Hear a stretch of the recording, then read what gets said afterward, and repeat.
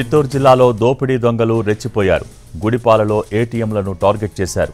Gudipala MPDO కార్యాలయం ఆవరణలో ఉన్న 2 ఎస్బీఐ ఏటీఎంలలో దొంగతనానికి పాల్పడ్డారు. ఒక మిషన్ నుంచి 13 లక్షలు, మరో మిషన్ నుంచి 12 లక్షలు దొంగతనం చేశారు. మొత్తం 25,98,000 రూపాయల నగదును దొంగలు ఎత్తుకు వెళ్లారని పోలీసులు తెలిపారు. ఏటీఎం రూమ్లో ఉన్న సీసీ కెమెరాల ఆధారంగా పోలీసులు దర్యాప్తు చేస్తున్నారు. 3 ముసుగు దొంగల చోరీకి పాల్పడిన దృశ్యాలు ఇందులో రికార్డయ్యాయి.